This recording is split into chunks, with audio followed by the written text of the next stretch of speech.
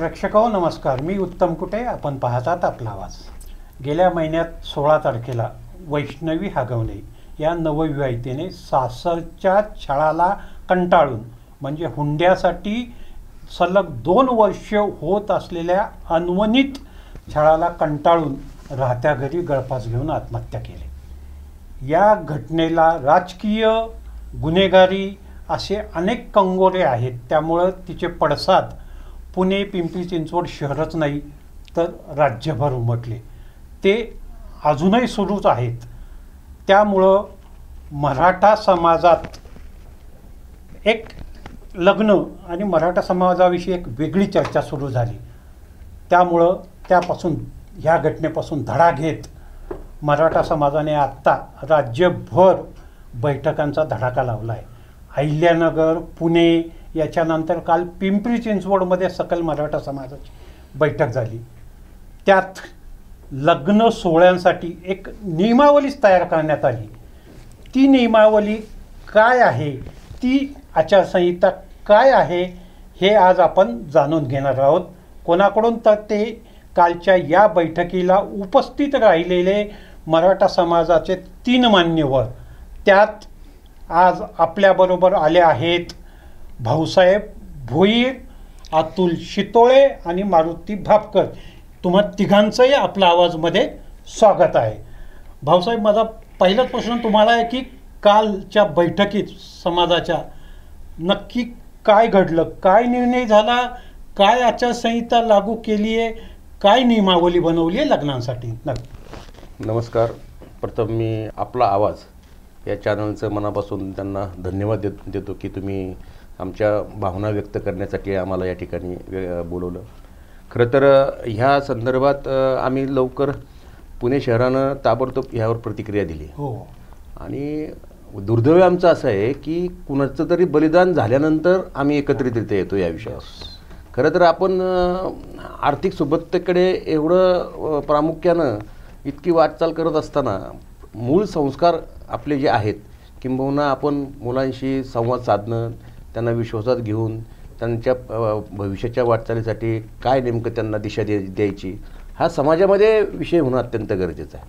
आणि आत्ता ह्या रूढी परंपरा आपण मोडीत काढून त्याच्यात एक वेगळं आपलं आर्थिक सुबत्तेचं प्रदर्शन लोकांपर्यंत कशा पद्धतीने येणं, त्यातून माझी त्याच्यामध्ये मला कशी प्रतिष्ठा मिळेल.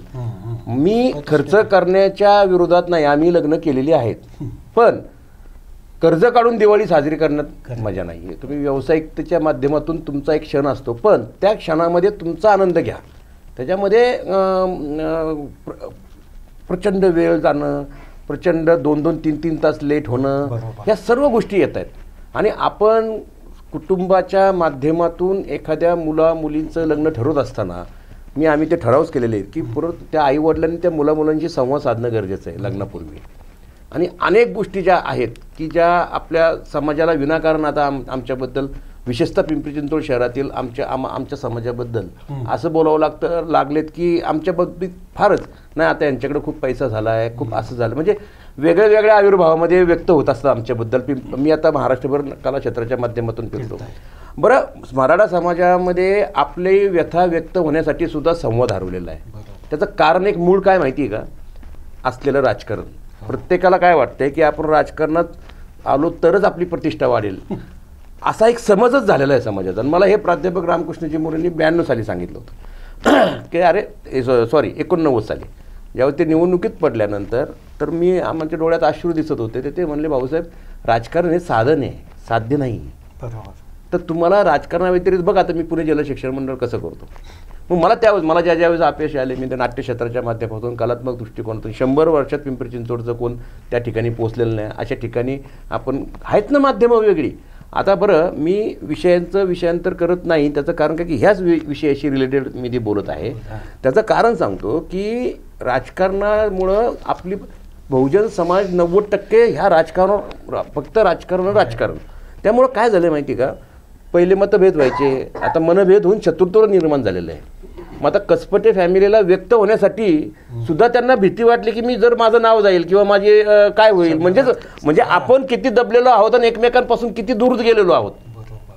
व्यक्त आज त्या मुलीशी जर संवाद साधला असता, समाजातलं तिला कोणाचं तरी त्या बिचारीला वाटलं असतं की नाही ह्या माणसाकडे मी गेल्यानंतर मला न्याय मिळेल, किंबहुना माझ्या कोणतरी बाजू घेईल. मग समाज काय म्हणेल ते चुकीच्या पद्धतीने काय म्हणेल, पण एक जीव गमावा घ्यायला लागला ना. मला स्वतःला मुलगी आहे, त्या मुलीच्या माझ्या संवेदना मला माहिती आहे, त्या मुलीच्या संवेदना काय असतात बापाच्या. त्यामुळं ह्या सगळ्या गोष्टीवर कुठंतरी आपण हे काय थांबणार नाही. आम्ही त्याच्यामध्ये संस्कारच्या दृष्टिकोनातून काउन्सिलिंग म्हणा किंवा तुमचं नेम काय असतं. रामकृष्णजी मोरे दुसरं एक वाक्य बोलले होते, तुझे वडील तुला बंगला गाडी देतील, बुद्धी कुठून देतील, संस्कार कुठून देतील.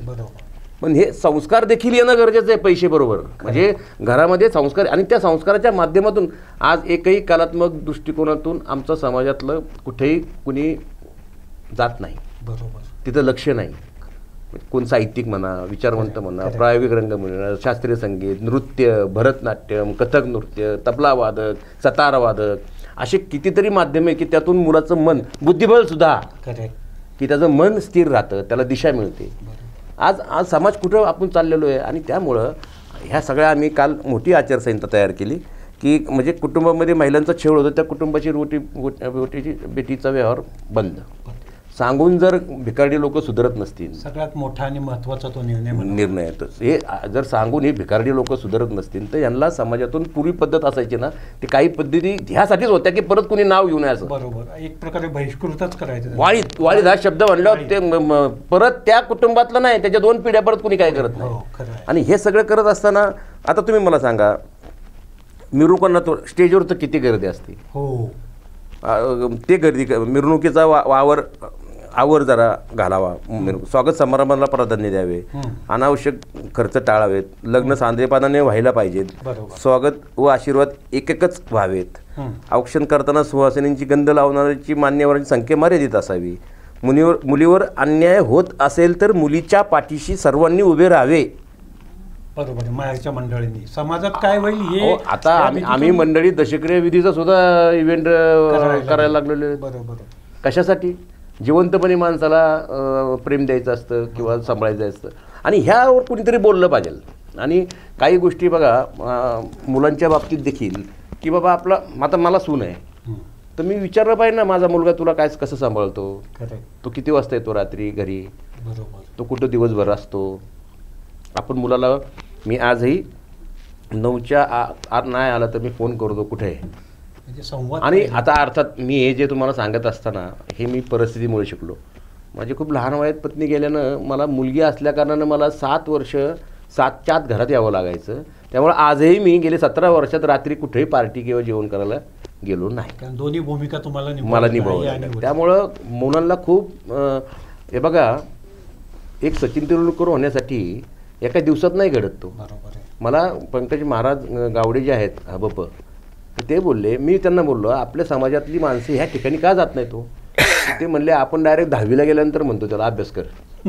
हे तुम्हाला जे डाएट असतं ते 3ऱ्या वयापासूनच द्यावं लागतं तेव्हा समाज. म्हणून ह्या कसं आहे उत्तम जे तुम्ही चांगली संधी दिली. आता आम्ही अतुल असेल, मारुतराव असेल, आम्ही सर्व मिळून आता भविष्यामध्ये ह्या सर्व थांबणार नाही. आम्ही हे सर्व एकत्रित संस्कारापासून सुरुवात करणार आहे. आम्ही हे महत्त्वाचं आहे, संस्कारापासून. आणि मग त्यासाठी अनेक बुद्धिवान लोक त्या क्षेत्रातले आहेत माझ्या संपर्कात, त्यांना आपण हे आवडलं आणि हे निश्चित आम्ही याची क्रांती करू. बापकरजी, मी तुमच्याकडे येतोय की हुंडा देणं घेणं म्हणजे आपण म्हणतो की बाबा हुंड्याचं जे काय आहे की बाबा आपण दिला किंवा हुंड्यामुळं खरं म्हणजे हा बळी गेलाय. पण बघ आपण लग्न साधी करावीत, अनावश्यक खर्च टाळावा असं जसं आता भाऊसाहेबांनी सांगितलं ते योग्य आहे. परंतु हा हुंड्यावर तसा थेट असा निर्णय कालच्या बैठकीत झाला नाही. काय सांगाल? म्हणजे हुंडा आता जसं यांनी म्हटलं की मुलीचा छळ करणाऱ्या कुटुंबाला वाळीत टाका, बहिष्कृत करा. परंतु असं आपण थेट नाही म्हणू शकत का की जो हुंडा घेईल, मागेल, देईल त्याला वाळीत टाका, त्याच्याशी रोटीबिटी व्यवहार करू नका, असा थेट ठराव का नाही केला का? खरं तर मराठा क्रांती मोर्चाच्या माध्यमातून या शहरातील ज्येष्ठ नेते भाऊसाहेब भुईर, शितोळे साहेब आणि प्रशांत शितोळे आणि इतर काही सहकाऱ्यांनी पुढाकार घेऊन पिंपरी चिंचवड शहरामध्ये काल सकल मराठा समाजाचा मेळावा लावला. माझ्यासारखा कार्यकर्ता या ठिकाणी आवर्जून नमूद करेन की हा मेळावा ऐतिहासिक मेळावा होता. शहराच्या इतिहासामध्ये ही जी घटना आहे ही ऐतिहासिक मी यासाठी मानतो की यामध्ये हा जो काही कालचा मेळावा झाला त्याला पार्श्वभूमी होती कैलासवासी वैष्णवी हगवणे यांचा जो काही दुर्दैवी मृत्यू झाला त्या संदर्भात पुणे शहराने सुरुवात केली. मात्र पिंपरी चिंचवड शहरामध्ये देखील अशी काहीतरी प्रतिक्रिया यायला पाहिजे होती. मात्र हा अत्यंत संवेदनशील विषय असल्यामुळे यामध्ये कसा हात घालायचा हे आम्ही शहरामध्ये 50 वर्ष राहतोय, आम्ही इथले भूमिपुत्रच आहोत. मात्र जे मूळ भूमिपुत्र आहेत ही कसपटे आणि हागवणे हे परिवार देखील इथले भूमिपुत्रच आहेत आणि त्या संदर्भात कुणीही बोलताना अतिशय जबाबदारीने किंवा काही निर्णय घेत असताना श्रद्धांजली वगैरे वाहणं हे नॅचरल आहे, कुणी बोलू शकतं त्याच्यावर. पण हे जे काही आचारसंहिता लावून घ्यायची आणि याच्यावरती चर्चा करायची आणि याचं धाडस भाऊसाहेबांनी पुढाकार घेऊन घेतलं. मी त्यांचं मनापासून अभिनंदन करतो, कौतुक करतो. आणि त्यांच्या सहकाऱ्यांनी ज्यांनी याच्यात पुढाकार घेण्याकरता प्रयत्न केला त्या सगळ्यांचं मी अभिनंदन करतो. कारण हे खूप धाडसी पाऊल आहे. मी धाडसी पाऊल यासाठी म्हणतो की पिंपरी चिंचवड शहरामध्ये मागच्या 40-50 वर्षापासून राहत असताना सगळ्या लग्न समारंभाला आम्ही ज्यावेळी जातो त्यावेळी इथं भोईरांचं लग्न, शितोळ्यांचं लग्न, बारणेंचं लग्न, चिंचोड्यांचं लग्न, लांडेंचं लग्न, गव्हाण्यांचं लग्न हे प्रचंड त्याच्यावरती खर्च दिसतो आणि प्रचंड त्याच्यामध्ये बडाईजावपणा आणि ते स्टेज आणि ते खर्च आणि मिरवणुका, सत्कार, समारंभ हे आम्ही रोज नित्याचं आहे. भाऊसाहेबांना आहे, आम्हाला सगळ्यांना आहे. आणि अशा स्थितीत हा जो काही या पार्श्वभूमीवरती कालचा झालेला मेळावा आहे त्याच्यामध्ये स्वयंस्फूर्तीने त्यांनी भाऊसाहेबांनी पुढाकार घेतला. मात्र या शहरातल्या सगळ्या राजकीय पक्षाचे लोक, सगळे नेते, आमदार, खासदार त्या बैठकीला उपस्थित झाले आणि त्यांनी स्वतः मंचावरती उपस्थित राहून याला आता आम्ही ही आचारसंहिता जी भाऊसाहेबांनी वाचून दाखवली याला मान्यता दिली. म्हणून मी ऐतिहासिक घटना म्हणते की आणि त्यातल्या काही लोकांनी तर म्हणजे आमदार शंकर जगतापांनी तर डायरेक्ट सांगितलं की माझ्या मुलांची लग्न देखील मी साध्या पद्धतीने करणार आणि त्यांनी त्या पद्धतीने भूमिका मांडली आणि बाकीच्याही लोकांनी मांडली. तर मी पुन्हा एकदा इथले जे काही सगळे नेते आहेत कालच्या बैठकीमध्ये उपस्थित होते, विशेषतः भाऊसाहेबांनी पुढाकार घेतला, मी पुन्हा एकदा त्यांचं मनापासून कौतुक करेन आणि ह्या धाडसी निर्णयाचं स्वागत करेन. मुद्दा हा आहे की वैष्णवी हगवणे या भगिनींचा जो दुर्दैवी मृत्यू झाला त्या संदर्भात ही आचारसंहिता जी केलेली आहे की हे विवाह जमत असताना असे कुठले कुटुंब आहेत की जे पुढे जाऊन अशा प्रकारे हुंडा किंवा काही मागण्या माहेरच्या लोकांना करून त्यांच्याकडनं गाड्या उकळणे किंवा कोट्यावधीचे काही दागिने घेणे किंवा काय करणे अशी प्रकार करणारी प्रवृत्ती कोण आहे. आणि म्हणून लग्न जमत असताना माझ्यासारख्या कार्यकर्त्याला असं वाटतं की ज्या दोन कुटुंबामध्ये वधूवरांचा तर परिचय झाला पाहिजे, मात्र त्या दोन कुटुंबातले लोकांची प्रवृत्ती काय आहे ते पण तपास. मुलाच्या वडिलांचा स्वभाव कसा आहे, मुलीच्या वडिलांचा स्वभाव कसा आहे, मुलीच्या आईचा स्वभाव कसा आहे, मुलाच्या आईचा स्वभाव कसा आहे, नणंद कशी आहे, त्याचे भाऊ कसे आहेत, त्यांचा काय बॅकग्राऊंड आहे, ह्या सगळ्या बॅकग्राऊंडचा अभ्यास करून तो विवाह जमला पाहिजे याची काळजी वधूपिता आणि वरपित्याने घेतली पाहिजे. आणि तो काल विषय त्यामध्ये चर्चेला गेला. मराठा महासंघाचे राजेंद्र कोंडरेंनी हा विषय प्रकर्षाने मांडला, त्या ठिकाणी कुंजीर साहेब होते. तर सर्वांगीण ही चर्चा झालेली आहे. याच्यामध्ये बदल जो सुचवलेले आहेत की लग्नांमध्ये स्थानिक भूमिपुत्रांचं लग्न असलं तर 2-2.5 हजार लोक प्रत्येक लग्नात तिथं भाऊसाहेब आता गेले तरी 2,000 लोक तिथे येतात आणि सगळे नातेगोते असल्यामुळे ते साहजिक आहे. आणि मग त्याच्यामध्ये सगळे राजकीय लोक येत असतात, निवडणुकीची गणितं असतात, राजकारणाची गणितं असतात. त्या ठिकाणी शुभ आशीर्वाद देण्यासाठी देखील अनेक मान्यवराला प्रत्येकाला त्या वधूपित्याची वरपित्याचीच त्यांना ही भावना असते की बाबा भाऊसाहेब आलेत, आप्पा बारणे आलेत, शंकर भाऊ आलेत, अण्णा बनसोडे आलेत, महेश दादा आलेत, हे सगळे आमदार आणि खासदार यांना 2-2 मिनटं द्यायला पाहिजेत असं बंधन आपण निमंत्रित केले आणि त्याच्यामुळे तो वेळ वाढतो. तर याच्यावरती काल खूप चांगला यांनी निर्णय घेतला की मान्यवरांनी लग्नाला यायला हरकत नाही, मात्र लग्न जे काय आपण मुहूर्त काढतो त्या वेळेवर झाला पाहिजे. त्याच्या अगोदर काही वेळ असेल तर त्या मान्यवरांनी शुभेच्छा द्याव्यात किंवा लग्नविधी झाल्यानंतर शुभेच्छा द्याव्यात. हे चांगला निर्णय आहे. काही लोकांनी असंही सांगितलं की हे जो खर्च होतो मोठ्या प्रमाणात, विशेषतः शितोळे साहेबांचे चिरंजीव आणि कैलासवासी नानासाहेबांचे नातू यांनी तर खूप चांगली भूमिका मांडली की हा जो खर्च आहे, होणारा खर्च वायफट खर्च आहे, हा मोठ्या प्रमाणात बडेजावामध्ये कोट्यवधीचा खर्च होऊ शकतो. तर त्याच्यामध्ये काही लोकांनी अशी भावना केली की गोरगरिबांना त्यातनं मदत होईल.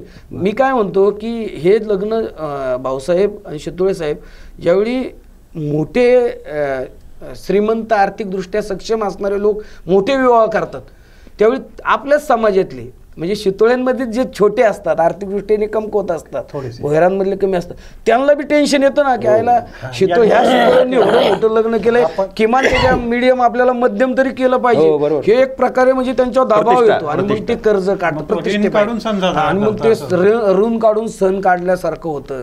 आणि मग त्याच्या विशेषतः काल एक आणखीन मुद्दा उपस्थित झाला तिथं की वधू पित्यानेच सगळा खर्च करायचा, जेवणाचा वगैरे, दागिने, ते काय द्यायच्या गाड्या बिड्या, तर तो निम्मा खर्च केला पाहिजे इथपर्यंत.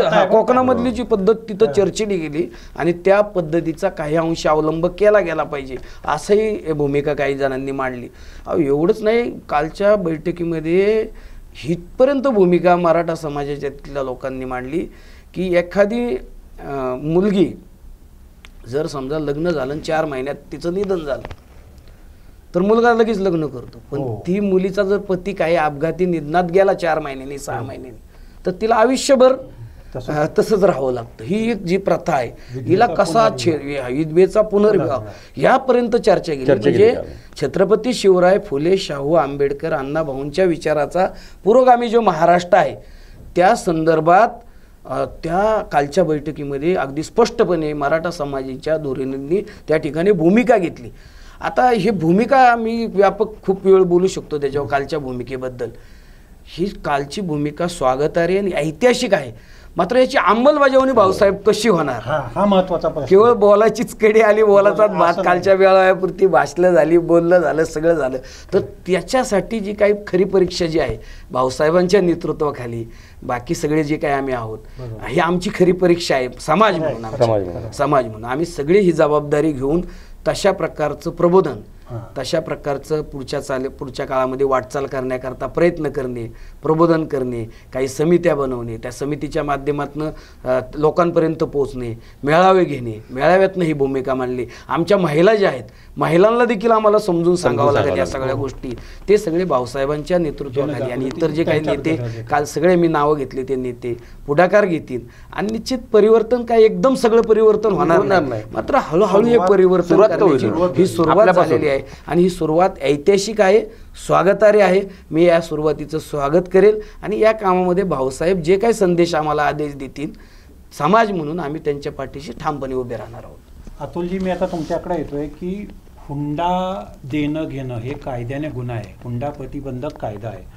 तसं असूनही हुंडा एनकेन प्रकारे, जसं आता वैष्णवच्या बाबतीत गाडी दिली त्या प्रकारे घेतला जातो, तर ह्या हुंड्यामुळे तिचा बळी गेला आहे. तर ह्या हुंड्याच्या मूळ जो काय रोग आहे त्याच्यावर कसा घाव घालाल? नाही, कसं आहे की मुळात हे अरेंज मॅरेज नव्हतं, हे लव्ह मॅरेज होतं आणि तिने ठाम मत केलं होतं की मला ह्याच्याशीच लग्न करायचं आणि त्याचा गैरफायदा त्या समोरच्या पार्टीने घेतला. बऱ्याच वेळा कसं होतं की आपल्या इथे लग्न ठरतात, ठरल्यानंतर मुलाचे आईवडील म्हणतात आम्हाला काही नको, आम्हाला फक्त चांगलं लग्न करून द्या आणि मग मुलीला काय घालायचं ते घाला. म्हणजे एक प्रकारे ते मध्यस्थीला सांगायचं, मध्यस्थीला सांग, म्हणजे डबल मिनिंगनी बोलायचं. सांगताना सांगायचं की आम्हाला काही नको आणि नंतर फक्त एवढंच म्हणायचं की आम्हाला लग्न चांगलं करून द्या आणि मुलीचे काय असेल ते बघा. पण त्याच्यात ते सगळं सार येतो आणि अशा प्रकारे मग ते चालतं. आणि मग मुलगा मुलीला पसंत केलेला असतं. हल्ली काय होतं की सोशल मीडिया आहे, मुलांचे नंबर एक्सचेंज होतात आणि त्याच्यात एकमेकांची ओळख झाली की मग त्यांचे ते नाते जुळून जातात, मनं जुळून जातात आणि मग ते म्हणतात की नाही आम्हाला यांच्याशीच करायचं. मग आईवडिलांचा तो एक प्रकारे होतो की जरी खर्च करायची तयारी नसली तरी मुलीच्या सुखासाठी आईवडील तयार होतात. खरं तर जुन्या काळी अशी पद्धत होती की आपल्याकडे आपण सगळे पंचक्रोशीमध्ये गावं होती छोटी छोटी छोटी. मग आमच्याकडे दापोडीचा उरूस, पिंपळे निलकचा उरूस. उरूस म्हणजे त्या गावचं जे कुलदैवत असेल त्याची पूजा अर्चा. आणि मग पाहुण्या आपण जेवायला बोलवायचो. जेवायला आली की ते बैलगाडीतनंच त्यावेळेस जायचे. बैलगाडीतनं गेलं की खरं तर मुला मुलींना बघायचा हा तो क्षण असायचा. आणि त्याच्यानंतर ते एकमेकांना बघायचे. हे साधारण फेब्रुवारी मार्चमध्ये हे सगळ्या गावचे उरूस असायचे त्यावेळेस जुन्या काळी. आणि मे मध्ये मग ते लग्न व्हायचं. लग्न झालं की जूनमध्ये तो मुलगा ती मुलगी शेतात काम करायला मोकळे. म्हणजे आता काय बरेच जण म्हणतात की नाही बाबा मुलगी काम करणार आहे. नवीन याच्यात काय झाले की मुलगी IT आधी शेतात काम करायची, आता IT मध्ये काम करते. आणि अशा प्रकारे ही लग्न जुळून जातात.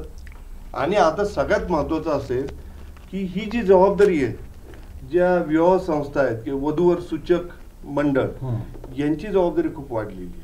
त्यांनी खोटी माहिती लपून न ठेवता म्हणजे जे आहे पारदर्शक जे पारदर्शक आहे तरच त्यांनी.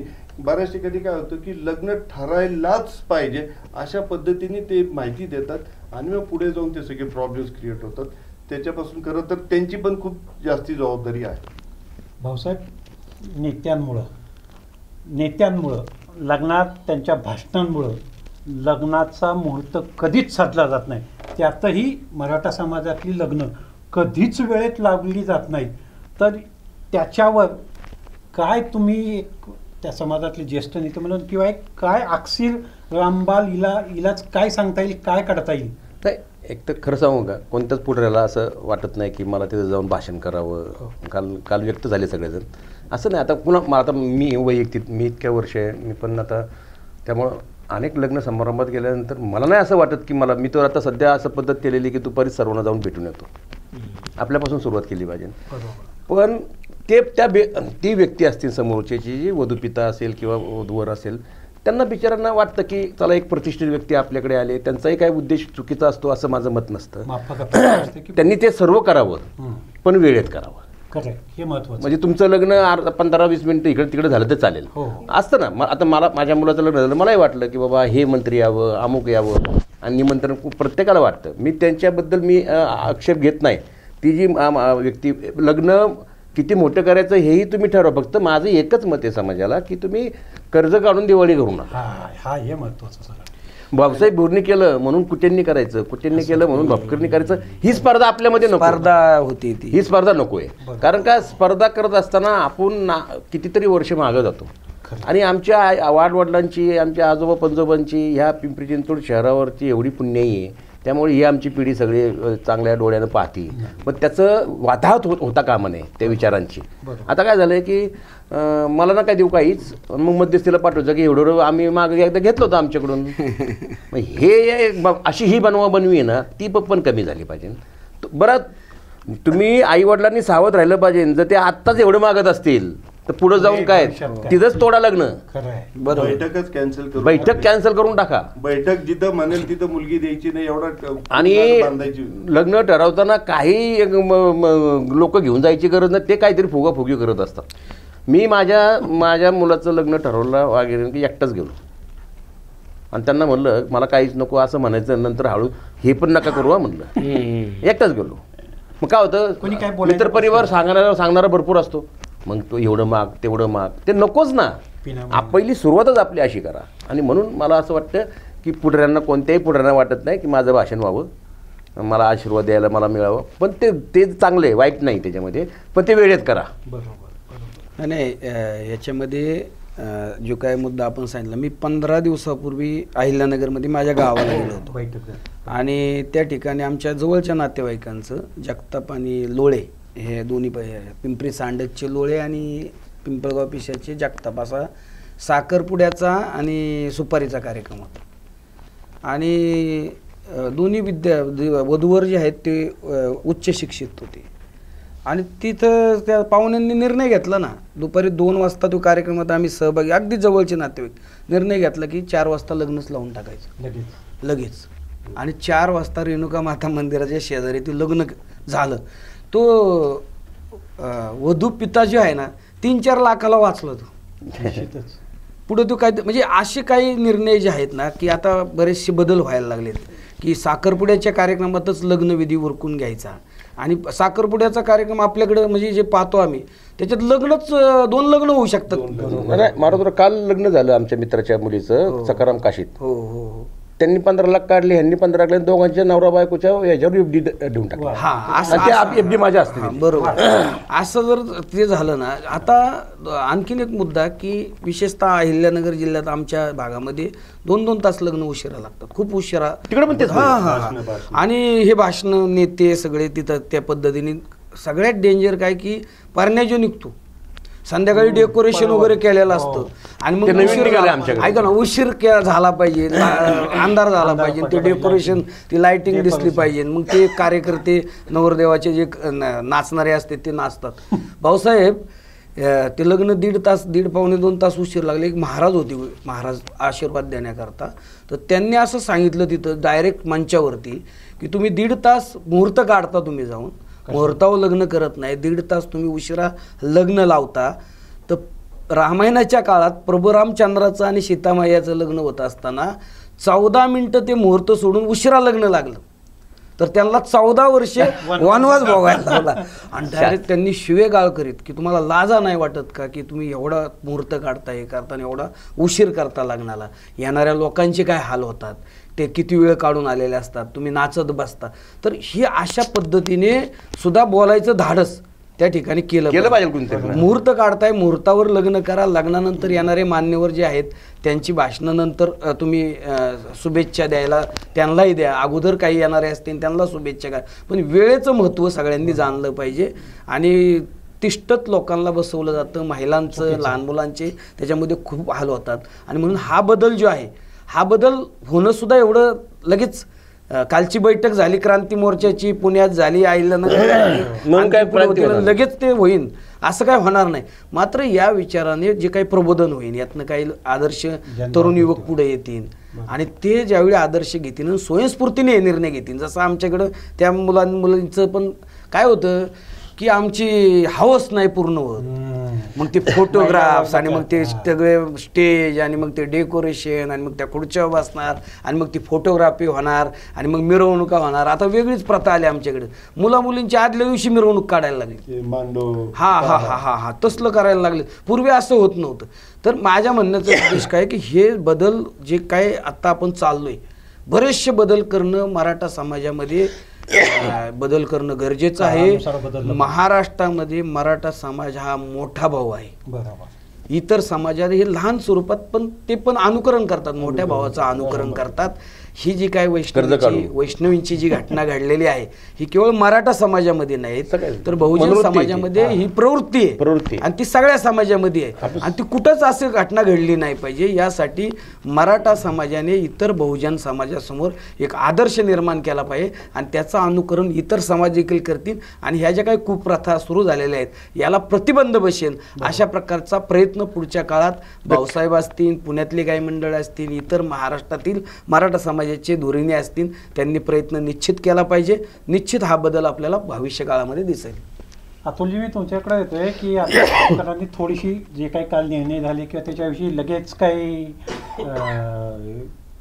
त्याचा काही इम्पॅक्ट होईल किंवा काही होईल असं जाणवणं, म्हणजे होईल असं त्यांनी तसं वाटत नाही असं त्यांनी व्यक्त केलंय. की आता दुसरं मला तुम्हाला असं म्हणायचं की जो काही हुंड्याचा जो काही आहे, आपण जे काही म्हणतो हुंडा प्रतिबंधक कायदा केलाय, तरीही त्याच्यामुळं मग काय होतंय की हुंडा घेतला जातोय, तो कायदा धाब्यावर बसवला जातोय. पण मग तुमची ही जी आचारसंहिता आहे, नियमावली आहे, ती पाळली जाईल असं तुम्हाला वाटतं? नाही, आता आम्ही सुरुवातीला तर प्रयत्न तर केलेले आहे, कारण हे कुजबूज ही होती, परंतु असं ओपन स्टेजवरती कधी कोणी बोललं नव्हतं. वेळेच्या संदर्भात पण सगळे म्हणायचे की नाही हे योग्य नाही आहे, हे जावई सन्मान योग्य नाही आहे. परंतु भाऊसाहेबांनी ते आम्हाला सिनियर आहेत, त्यांनी हा पुढाकार घेतला आणि कालची मीटिंग ऑर्गनाईज केली आणि त्याच्यात ही सुरुवात झालेली. आणि तुम्ही जे म्हणताय हुंड्याच्या बाबतीत, तर कायदा तर हा पहिल्या डावरीचा कायदा हा पहिल्यापासून आहेच ना, परंतु जेवढा कायदा तेवढ्या पळवाटा पण आहे. याच्यासाठी आपल्या समाजानेच एक हे करायचं की ज्या घरामध्ये जर तो मुलाचा वडील आणि आई आणि त्यांचे नातेवाईक म्हणत असतील की बैठक घ्यायची म्हणजे आपल्याला त्यांची सायकोलॉजी कळली, त्यांची मानसिकता आपल्याला कळली की बाबा हे लायक नाहीयेत, हे आपल्या मुलीशी नाही लग्न करत आहेत, ते मुलीच्या वडिलांशी लग्न करतात. मुलीचा वडील कोण आहे, त्याचा व्यवसाय कोण आहे, त्याचं पाकिट किती मोठं आहे, त्याचं पद किती मोठं आहे, ते मुलीच्या रूपाकडे बघून तिच्या शिक्षणाकडे बघून नाही लग्न करत. मुलीचा वडील कदाचित आमदार असेल, मुलीचा वडील कदाचित खासदार असेल, तो मोठा इंडस्ट्रियलिस्ट असेल, मग त्यांना ते पुढचं विजन असेल. किंवा इंडस्ट्रियलिस्ट आहे, त्याची भोसरीमध्ये प्रॉपर्टी आहे, त्याची चाकणमध्ये प्रॉपर्टी आहे. मग त्या आणि हे आता जी वाट्याची जी सिस्टीम चालवली ती इथूनच सुरुवात होते. मग हे सासरचीच लोक म्हणतात की मग ते आहे त्याचं, मग त्याच्यात मुलीचा वाटा आहेच. हे म्हणजे काल काही लोक बोलले की राखी बंधनाला पण आता मर्यादा यायला लागली. ते सुरुवात इथून होती. ती बैठक जिथं होईल तिथं ते बंदच करा, तिथं जायलाच नाही पाहिजे. मग मुळात त्या मुलीच्या आईवडिलांनी टाळायलाच पाहिजे, नातेवाईकांनी टाळायला पाहिजे. काय एकदा सुरुवात झाली होतच, असं होत नाही असं जगात काही शक्य नाही, सगळं शक्य होऊ शकतं. सुरुवात आपण आपल्यापासून करायची. आणि सर्वात महत्त्वाचं म्हणजे काय माहिती का की आत्ता दुपारी पण एक विषय झाला की मुलगा कसा आहे, तो सुसंस्कृत आहे का, त्याचं शिक्षण किती आहे, त्याला कोणत्या प्रकारचं व्यसन आहे, किंबहुना तो किती कर्तृत्वान आहे, तो हे भविष्याकडं त्याच्या भविष्याकडं कोणी पाहतच नाही किंवा त्याच्या कर्तृत्वाकडं कोणी पाहत नाही. त्याला जागा किती आहे, तो कोणत्या बंगल्यात राहतो, त्याला गाडी किती आहे. मग जर हे सगळं असेल आणि तो रात्री 3ला येत असेल तर काय उपयोग आहे त्याचा. तर काही आईवडिलांनी देखील मानसिकता थोडी आपण चेंज केली पाहिजे. आता बऱ्याच वेळा काही घटना अशा असतात की लग्न झाल्यावर लग्नापर्यंत श्रीमंत असतात, लग्न झाल्यानंतर परिस्थिती बिघडते, मग काय मुलीला आपण घेऊन येतो का घरी. पण मुलींच्या पण ह्या अपेक्षा लय वाढल्यात भाऊसाहेब. आई वडिलांच्या सुद्धा आता मुली सुद्धा आहेत ना, लग्न कितीतरी मुलांच्या चांगल्या मुलांची लग्न होत नाहीत, मुलीच मिळत नाही. आता त्याच्यावर एक मोठं मंथन आहे. आता ते फार हे बघा, क्रांतिकारिकांनी जर विचार केला असता काय करायचंय देशाच्या नादी लागून आपलं माझं घर बरं आपण बरं, आणि मग माझा पोरगा जर मी क्रांती उतरलो तर आमदार होईल का पुढे जाऊन, माझ्या घरात कोण खासदार होईल का, तर ते स्वतंत्र झालं असतं का हो. कोणतरी वेडी माणसं लागतात, कोणतरी बोलावं लागतं. आता आम्हाला सुद्धा म्हणतील काय वेळेस काय काम धंदा नाही म्हणून काम करत असतील, असंही म्हणायला बसलं. काही लोक नावं ठेवू काय, पण ठीक आहे. इथं सावित्रीबाईंना आणि महात्मा फुलेंना आंबेडकरांना यांना सोडलं नाही तर आपण पायाची धूळ पण नाही त्यांच्या. त्यामुळे मला हे बघा, मला कोण काय बोलतं हा एक आहे, माझ्या बोलण्यामध्ये मात्र त्याच्यामध्ये सुसंस्कृतपणा आणि त्यातलं वास्तवता पाहिजे. म्हणजे मला उगाच काहीतरी करायचं, बरं ह्याच्यातनं काय साध्य करणार आहे आपण. आता हे आता तुम्ही सांगा, एक वैष्णवी गेल्यानंतर आता अजून तुम्ही किती वैष्णवी गमावणार आहात. बरं कोण सदन कुटुंबामधले गेलेले आहेत, असंही नाही ना की परिस्थिती खराब आहे. मग सदन कुटुंबामध्ये जर ही अवस्था आहे तर मग खाली काय काय. अहो त्याच्यानंतर बरं त्याच्यामध्ये पोलीस यंत्रणांनी देखील आत्मचिंतन करणं गरजेचं आहे. मग मयुरी जगताप 2 वर्षापूर्वी बोलत होती, तर त्याच्यावर ती जर कारवाई झाली असती तर आता ही वैष्णवी आमची वाचली असती. त्यानंतर बघा किती जणांची तरी प्रकरणं बाहेर आलीत बघा. आता ते काय वैष्णवीच्या ह्याच्यामुळे एक दहशत झालेली आहे की कायदा तुम्ही गुन्हा नोंदवून घेतला नाही तर काय उद्रेक होतो. आता बऱ्याच मंत्र्यांची यांची त्यांची सगळ्यांच्या मुलांची डिलीट होत्यात की तो भाग वेगळा, पण ते बाहेर आलेत ना, आले. आता धाडच वाढलं महिलांचं का, ही फक्त माझी वैष्णवीनी बलिदान दिल्यामुळं. बरोबर आहे. त्याचे सकारात्मक परिणाम त्याचा सकारात्मक परिणाम आता भविष्यामध्ये अशा वैष्णवी होऊ नये आणि धाडसी वैष्णवी होत. जर असं काय झालं की घरी सोडून यायचं, त्यावेळेस मात्र आई वडिलांनी म्हटलं नाही पाहिजे समाज काय काय नाही म्हणत, समाज कुणाला काय संपडलेलं नाहीये. आपलं मूल सर सलामत तो पगडी 50, जान आहे तो जहान आहे ना. तर त्यामुळं आमची पोरगी आली, ती म्हणली नाही मला अशी नालायक सासर झालेले हे म्हणायचं नाही तर नानाय जायचं. ही सुद्धा धाडच पाहिजे ना. मग एखाद्याची पत्नी गेल्यानंतर सोडून गेल्यानंतर त्या पतीचं लग्न होत असेल आणि तुम्ही जर असा नालायकपणा करत असेल आणि ती मरणार असेल तर ते सोडून दिलेलं बरं ना. हे माझं मत आहे आणि हे आमच्या सर्व मित्रपरिवारांचं मत आहे. आणि आम्ही आता त्यातनं आचारसंहिता करून थांबणार नाही आहे. पहिली आता आम्ही अविवाहित आणि विवाहित मुलांची मिटिंग घेणार आहे. परत त्यांना काय सांगणार आहे? हो ते महत्वाचं आहे. तू किती वाजता जातो घरी बाबा, तू असं करू नकोस. मंदिरात जाण्याच्या ऐवजी आईवडिलांच्या पाया पड रोज. आईवडिलांनी किती कष्ट केलेत, त्यांची संपत्ती कशी आहे, त्या संपत्तीचं नियोजन कसं करायचं, संपत्ती वाढवायची का कमी करायची, तुझे शौक काय काय आहेत, आत्ताच कमी कर, पुढे जाऊन त्रास नको. हे सगळ्या गोष्टी चर्चा झाल्या पाहिजे ना. महिलांची पण मिटिंग घेणार आहे आम्ही. असं महिलांना जवळजवळ 750 पर्यंत रोग असतात, 350 पर्यंत पुरुषांपर्यंत असतात. जसं आपण व्यक्त होतो तसा तो रोग क्लिक होतो. त्यांची हिमोग्लोबिन कमी होत असतात. माझ्या घरात घडलेली घटना आहे म्हणून मी शहाणा झालो. सगळीकडे तो प्रॉब्लेम. माझी पत्नी केवळ आणि दुर्लक्षामुळे ती आज गेली माझ्याकडे सगळं असून सुद्धा. मग काय होतं, आणि म्हणून मी थोडा बिनधास्तच होतो. पण असा आघात झाल्यावर म्हणजे मेल्याशिवाय स्वर्ग दिसत नाही. मला स्वर्ग दिसलेला आहे, तर मग त्या स्वर्गामध्ये आणखीन किती जणांना पाठवायचे. बरोबर. तर त्यामुळे ह्या सगळ्या परिस्थितीमध्ये कोणतरी बोललं पाहिजे. बोलून द्या आम्हाला, मारुतरावना बोलतील, मला बोलतील, म्हणतील काय नाही तसंही काय काय दिवसभर ठीक आहे ना बाबा, आम्हाला काय हा काम धंदा नाही म्हणून तर आम्ही हा धंदा करतो.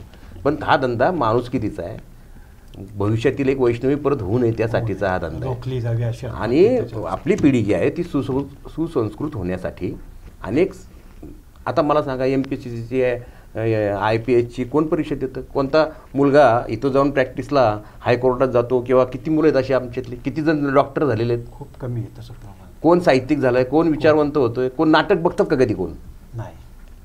एक माणूस सांगा मला नाटक बघतो. तमाशाला जातील. चांगलं, ते पण चांगलं आहे, पण त्यातलं चांगलं घ्या. त्यातलं वग नाट्य घ्या, त्यातलं जे प्रबोधन करतात ना ते घ्या. लोककला सुद्धा पवित्र आहे, पण तुम्ही कोणत्या अँगलने बघताय? आता गौतमी पाटीलचा तुम्ही नृत्य बघणार आहे का, तिचं नृत्य प्रकार जो आहे ती किती चांगल्या प्रकारे सादर करणार आहे ते बघणार आहे. बरोबर. ती कशी हावभाव करते ते बघणार आहे. हे आपल्या बघा, शेवटी आपण तुम्ही कला कोणतीही वाईट नाही. त्यामुळे ह्या सगळ्या परिस्थितीचा आम्ही आता सुरुवात केलेली आहे, थांबणार नाही. कारण का आणि आमचा आवाज समजून तुम्ही लोकांपर्यंत मांडाल अशी आम्ही अपेक्षा व्यक्त करतो. आणि धन्यवाद तुम्हाला मनापासून. आणि मला फक्त भापकरजी तुम्हाला एक प्रश्न आहे की थेट जसं मला वाटतं अगोदर मी बोललो होतो की मुलीचा छळ होतोय, त्या कुटुंबाशी रोटीबेटी व्यवहार करणार नाही असं भाऊसाहेबांनी तो एक ठराव, एक नियम वाचून दाखवला. पण छळ होतो याच्यापेक्षा थेट ज्या घरात हुंडा घेतला जातो, दिला जातो, त्याच्यावर बहिष्कार घाला असा थेट ठराव का नाही केला स्पष्ट? याच्यामध्ये सॉरी म्हणजे मी हे बघा, हुंडा हा शब्दप्रयोग आहे. हुंडा कधी कुणी काय असं काय मिटिंग घेऊन हे करून देत नाही, आणि ती प्रथा कधीच मुलीत निघालेली आहे. आता ज्याला हाऊस आहे मुलीला काय द्यायचं आहे, आता मी पण काहीतरी दिलं असतं ना, त्याने तर बिचारांना काय गरज पण नाही, ते माझ्यापेक्षा मोठे. पण प्रश्न असा आहे, पण ते एक हाऊस असते, तो द्यावा, पण त्याचं प्रदर्शन करू नये. बरोबर. ते तुमचं म्युच्युअल अंडरस्टँडिंग आहे. माझ्याकडे 100 रुपये असेल आणि मी मुलीसाठी ते जपून ठेवले असतील तर देऊ ना, पण त्याचं प्रदर्शन होऊ नये. त्याला भविष्यामध्ये सुद्धा चांगल्या पद्धतीने त्याचा वापर. आता हुंड्याचा तुम्ही म्हणता ना, डायरेक्ट हुंडा नका घेऊन, कधीच कोण घेत नाही. इनडायरेक्टली म्हणल्यापेक्षा ते एक हाऊस असते. बरोबर. हां, जर समोरच्याने कुणी मागितलं ना तर ती धोक्याची घंटा समजून त्याला देऊच नका ना. नाही, याच्यामध्ये तुम्ही जो काही रोटीबोटी व्यवहाराचा जो काही मुद्दा आहे ना, तो मला वैष्णवी हगवणे या आमच्या भगिनीचा जे झाला प्रकार आणि त्यावरती जी काही पुणे, पिंपरी चिंचवड, महाराष्ट्रात जी काही प्रतिक्रिया उमटली, बरोबर, आणि समाज म्हणून मराठा क्रांती मोर्चाच्या माध्यमातून समाज म्हणून जे समाजातील धुरिणी आहेत यांच्या शब्दाला खूप मान आहे, असे सगळे मान्यवर एकत्रित येतात आणि ते समाज संपूर्ण निर्णय घेतो की असे जर प्रवृत्तीचे लोक असतील, हगवणे कुटुंबीय जे आहेत, ही एक प्रवृत्ती आहे आणि ती सगळ्या समाज घटकांमध्ये आहे, आणि मग असे जर असतील तर कदाचित आपण बहिष्कृत होऊ शकतो. आज जे काही माध्यमांमधनं जी काही चर्चा चाललेली आहे, बरोबर, म्हणजे याचे परिणाम प्रत्येक कुटुंबावर होणार आहेत, केवळ मराठा समाजच नाही, त्यामध्ये इतर बहुजन समाजाचे लोक, की बाबा हे जर असं झालं तर समाज असा पेटून उठू शकतो, बहिष्कृत करू शकतो, बाकी जे चित्रीकरण पाहतंय. तर हा जो काय आता सगळ्या म्हणजे आता यातनं सगळ्यांनी शान व्हायला पाहिजे, सर्वच समाजाच्या लोकांनी, म्हणजे त्यात मी आलो, भाऊसाहेब आले, शितोळे साहेब आले, तुम्ही आला, आपण सगळ्यांनीच जे काय मिटिंगला होते किंवा मिटिंगला नव्हते यांनी सगळ्यांनीच यामधून शहाणं झालं पाहिजे आणि आता समाज एकत्रित येऊन असा निर्णय करू शकतो की रोटी बेटी व्यवहार रद्द होऊ शकतो आणि आपण बहिष्कृत होऊ शकतो, आपण एकटे बाजूला पडू शकतो. ही भीती प्रत्येकाला वाटली पाहिजे. एखादी कुठल्याही मुलीचा पुढच्या काळामध्ये असा जर प्रकार झाला तर पुन्हा समाज एकत्रित येईल. केवळ मराठा समाजात झालं म्हणून मराठा समाज एकत्रित आलाय, उद्या इतर समाजात जरी झाला तरी तो समाज एकत्रित येईल. अशा प्रवृत्तीला बहिष्कृत करेन, रोटी बेटी व्यवहार बंद करेन आणि समाजामध्ये पूर्णपणे तो समाज ते कुटुंबच उठणार, परत त्यांना कुठेही थारा नसेल. हा कठोर निर्णय आहे. म्हणजे जसं रांजेच्या पाटलांनी उद्योग केल्यानंतर महाराजांनी चौरंग केला आणि त्याला लटकावला, हा चौरंगच आहे. समाजाने पाहिला पाहिजे की पुढे जाऊन असं कृत्य कुणी केलं नाही.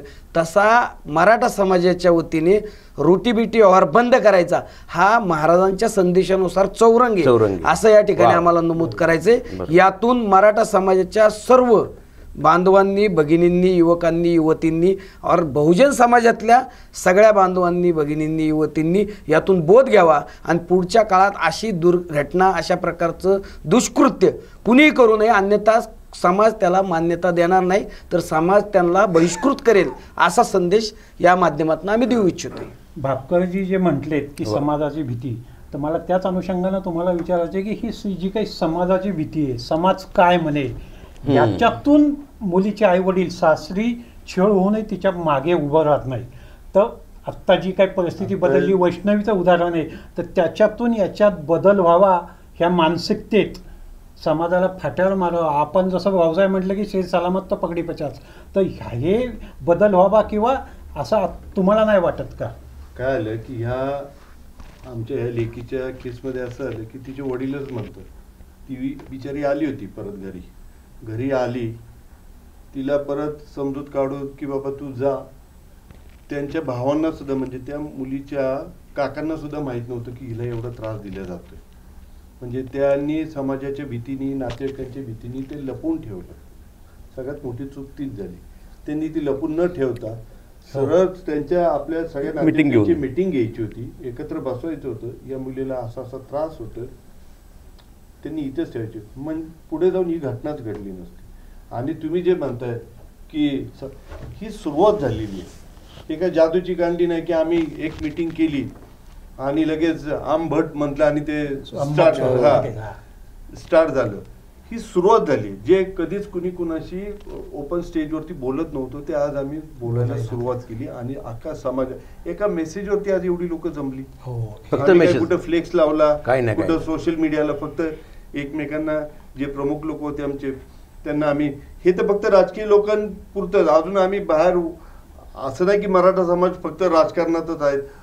आमचे काही लोक बिल्डर्स म्हणून काम करतात, काही आमचे चाकणमध्ये मोठ्या पदावरती काम करतात, काही लोक IT मध्ये. अजून तर आम्ही त्यांच्यापर्यंत गेलोच नाहीये. हा म्हणजे एकच पार्ट आहे. हे तर 10 म्हणजे काल जे आले ते मराठा समाजाचे किंवा इतर कुंभार समाजाचे पण काल सतीश जाधव होते, हे 10% लोक होते. इथून पुढे हे सगळे म्हणजे जे इंडस्ट्रीमध्ये काम करतात, जे IT मध्ये काम करतात, जे शैक्षणिक क्षेत्रात काम करतात, जे प्राध्यापक म्हणून काम करतात, या सगळ्यांना आम्ही पुढे, ही जी संख्या ही वाढत जाणार आणि याचं बोलबाला होणार आणि याच्यात 100 नाही 1001% याच्यात फरक पडणार. भाऊसाहेब, आता सध्या लग्न हा एक इव्हेंट झालाय, इव्हेंट मोठा, म्हणजे प्री वेडिंग नाही, दशक्रियाविधी पण इव्हेंट झालेला आहे, हळद, वर्षश्राद्ध, रिसेप्शन. याच्यामुळे काय झालं की ही लग्न खर्चिक झालीत. त्याच्यामुळे त्या मुलीचा म्हणा जास्त करून जो खर्च मुलीचे आई वडील करतात, त्यामुळे त्यांच्या अंगावर तसा म्हणजे अंगाची ती कातडीच काढली जाते. तर हे जे काही फॅड आहे नवीन लग्नाचं, ते कसं रोखाल? एक समाजाचे नेते म्हणून याला खर्चिक लग्नांना आळा घालाल, हे त्याच्यासाठी काय सांगा? मी एका उद्योजकाला प्रश्न विचारला होता. मी दुबईला लग्नाला गेलो होतो रिंगतून, आणि मराठी वृत्ती आपली, तुम्ही जे बोलले तेच मी त्यांना बोललो की एवढा खर्च कसा काय तुम्ही करताय, किती दुबईला 200 लोक न्यायचे वेगळ्या वेगळ्या हॉटेल्समध्ये. तर त्यांनी मला उत्तम उत्तर दिलं होतं. तेव्हापासून मी हे खर्चाबद्दल बोलत नाही. तो म्हणला की मला वाटलंच तू प्रश्न विचारशील. म्हणले मी माझ्या मुलाला मी खूप व्यवसाय करतो, म्हणले कोट्यावधी रुपयाची वर्षाला उलाढाल करतो, सकाळपासून संध्याकाळ व्यवसाय करतो. मी माझ्या मुलाला कधी काय क्षण देऊ शकलो नाही फार काय. तर मी हा लग्न जो क्षण आहे, हा जो सगळा खर्च आहे, तो क्षण विकत घेतोय. का तर मी आयुष्यात त्याला काय दिलं जाते हे देतोय, पण मी विकून काय करत नाही. हे महत्वाचं. ही माझी व्यवसायाची उलाढाल त्याच्या 100 पट आहे. मी त्यातलं फक्त 5% खर्च करतो. आणि तुम्ही लोक काय करताय, 95% विकताय आणि 5%ची मजाच होती. तर तुम्ही मला बरोबर आहे, पण आता म्हणून तुम्ही जे म्हणता डाम डोल करा ना, पण त्याचं प्रदर्शन करू नका. तुमच्या कुटुंबापुरतं करा, तुम्ही एन्जॉय करा. तुम्हाला खर्च करायचा ना करा ना, तो तुमचा खर्च आहे. पण तुम्ही मी करतोय म्हणून दुसऱ्यांनी करावं, दुसरा करतोय म्हणून तिसऱ्यांनी करावं, लोक काय म्हणेल, समाज काय म्हणेल, गाव काय म्हणेल, आग लावा या सगळ्या गोष्टीला. भिकारी होण्यापेक्षा किंवा असं काहीतरी वाट लागण्यापेक्षा आपल्या आयुष्याची ते. आणि तुम्हाला लालच लगेच कळतेच ना. समोरचा माणूस जर म्हणला मला एवढे तुमच्या मुलीला काय यावेळेस तुम्ही 5 तोळे घातले नाही, हो तिथंच पुरीला घेऊन या परत. राहू द्या, तिच्या प्रारब्ध ठरलेलं यावं. कार्यक्रम, संचित आणि प्रारब्ध या 3 गोष्टीवर तुमचं आयुष्य म्हणून अवलंबून असतं. तुमचं प्रारब्ध ठरलेलं आहे, फक्त कार्यक्रम आपण चांगलं करायचं. संचित साठलेलं आहे ते मिळणारच आहे. त्यामुळे तुम्ही अशी काय दुसऱ्याचे भविष्य सांगून काय करू नका. हा काय म्हणेल, तो काय बोलेल, मला जर असं कोण बोलेल तर पहिली गोष्ट मी विचारायला जाणार नाही. माझा जो निर्णय, माझ्या काळजाच्या तुकड्याचा जो निर्णय आहे तो माझा निर्णय. जर मग नंतर तुम्ही श्रद्धांजली घ्यायची, नंतर रडत बसणार तुम्ही.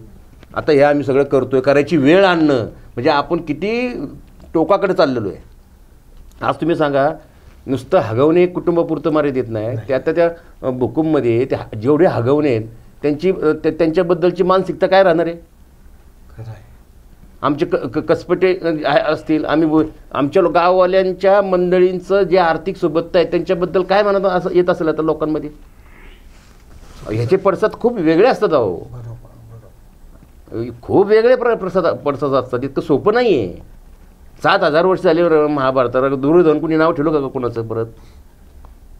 शिवाजी महाराजांच्या काळात सुराजी पिसाळ झाले. ते सुराजी पिसाळ कुणी पोराचं त्याच्यावर चित्रपट निघू शकतो का. तानाजी महाराज रोज निघणार ना. प्रश्न असा येतो की घटना घडलेल्या आहेत तर त्या घटनेचं फार प्रतिबिंब समाजात उमटत असतं. 14000 वर्ष झाले रामाला तरी आपण रावणाला शिव्या घालतो. म्हणजे ही जी अभद्र प्रवृत्ती आहे ना, ही न कळत उदयास आल्यानंतर त्याचे परिणाम सर्वांनाच आजूबाजूच्यांना भोगावे लागतात. आणि म्हणून ते होऊ नये म्हणून आम्ही ते निर्णय घेतलेला आहे. आणि निश्चितपणे आम्ही तो ठामपणे निर्णय घेतलेला आहे. मला अपेक्षित आहे की आता पूर्वी दळणवळण यंत्रणा नव्हत्या, एकमेकांबरोबर अहो एक SMS टाकलाय हो फक्त, आम्ही फोन पण नाही केले कोणाला. एवढे लोक आलेत. महत्वाचं कुठे साहेब, ही आमचीच मुलगी होती. ज्याचं जळतं करणं त्यालाच कळतं. बरोबर, ज्याचं जळतं त्यालाच कळतं. आमच्या सगळ्यांची ज्या भावना आहेत त्या आम्ही शब्दात सुद्धा व्यक्त करू शकत नाही.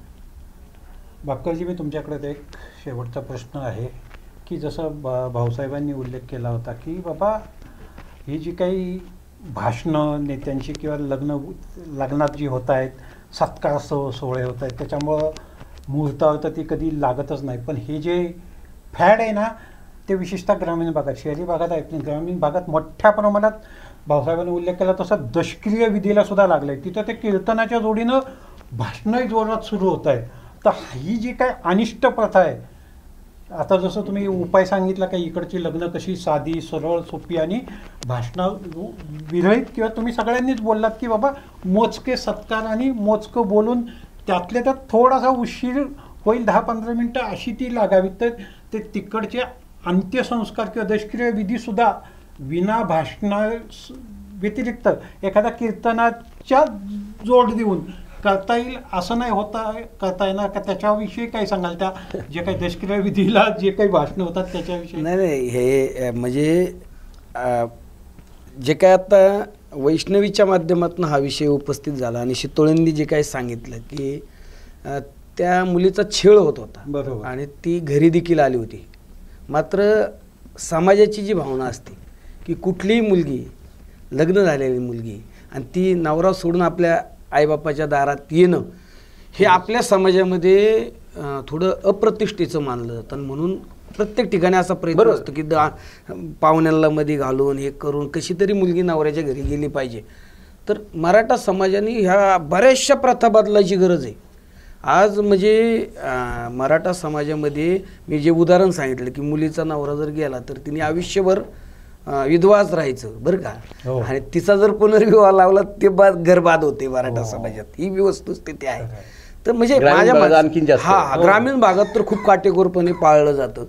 तर आत्ताचे काही हे पहिलं पाऊल आहे आणि याच्यातले जे काही बदल आहेत, आता हे इव्हेंट, लग्नाचा इव्हेंट झाला, दशक्रियेचा इव्हेंट झाला, वर्ष श्राद्ध लय जोरात असतं. पहिलं वर्ष श्राद्ध आहे ना, आणि ते कुटुंब जे असतं त्या कुटुंबाला वाटतंय की आपल्या वर्ष श्राद्धाला आमदार यावा, खासदार यावा, नगरसेवक यावेत, पदाधिकारी यावेत, सगळे यावेत, आणि माझ्या याला बघा हे सगळे आमच्या जवळचे याला आले, आमची प्रतिष्ठा त्यामुळे वाढावी अशी त्यामागची भावना असते.